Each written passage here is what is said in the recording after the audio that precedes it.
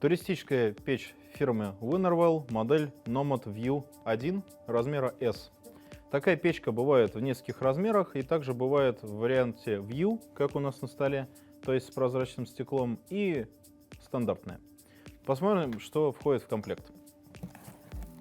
Внутри лежит инструкция на нескольких языках. На русском, к сожалению, инструкции нет. Есть на английском и есть множество картинок, которые показывают, как этой печкой пользоваться, и базовые правила безопасности.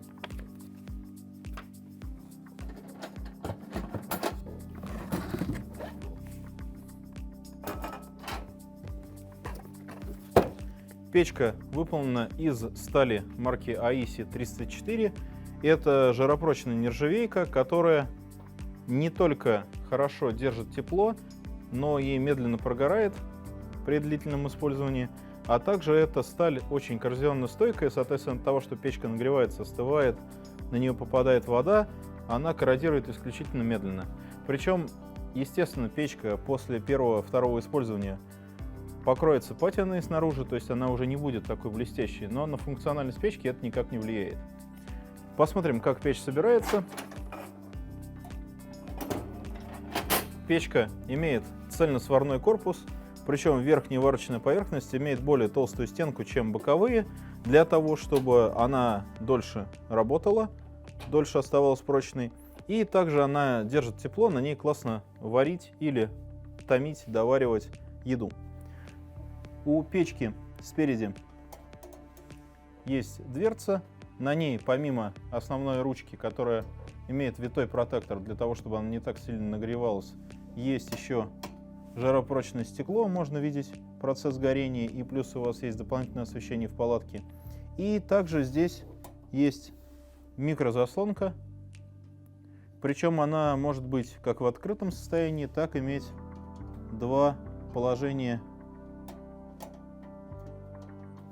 То есть практически закрыта с небольшим люфтом и приоткрыта.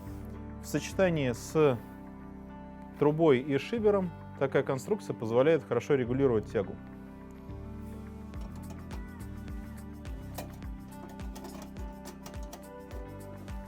Внутри помещается весь комплект труб. Также здесь есть кочерга. Она позволяет не только обслуживать печку, но и этой кочергой, когда печка горячая, удобно сдвинуть в сторону крышку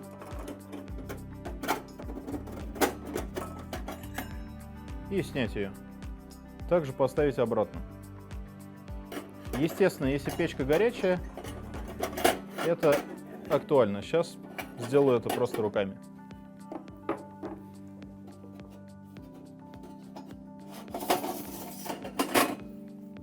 Достаем трубки и собираем.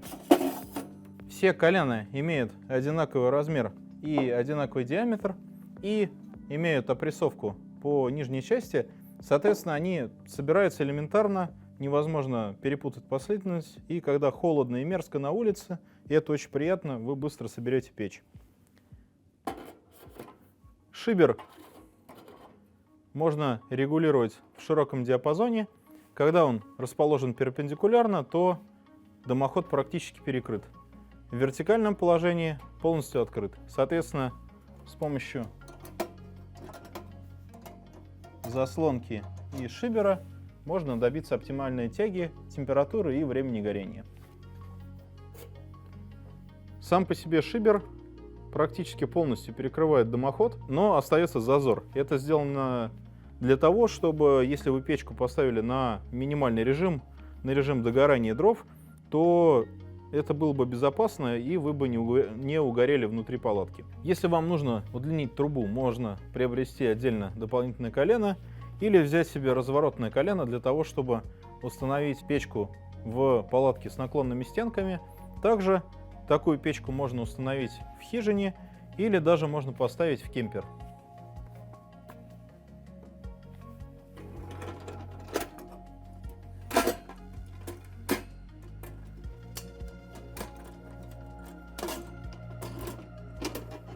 У печки стальные легко раскладываемые ножки и есть боковые варочные поверхности. Соответственно, можно сверху поставить котелок, и он будет соприкасаться с открытым пламенем для быстрого кипячения воды. Можно установить его в таком режиме, и, соответственно, будет довольно жарко и быстро вариться. Можно посуду сдвинуть на боковую поверхность, и тогда она будет довариваться. Например, томить кашу или что-нибудь долго тушить. Также эти поверхности можно использовать аккуратно для сушки вещей или, например, для того, чтобы сдвинуть сюда посуду, которая не участвует в приготовлении пищи. В комплекте есть искрогаситель. Он защищает ткань палатки от попадания искр. И также на искрогасителе есть специальные элементы для крепления оттяжек. И, соответственно, если высота укрытия сильно меньше, чем высота трубы вместе с печкой, то рекомендуется сюда ввязать оттяжки и закрепить их в пол, для того, чтобы трубу не так раскачивало ветром и, соответственно, не прожечь палатку.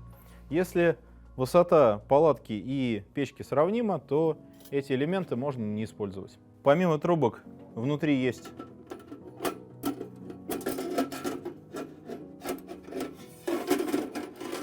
стальная решетка, которая служит колосником, то есть она препятствует тому, чтобы угли падали непосредственно на дно и была лучше тяга.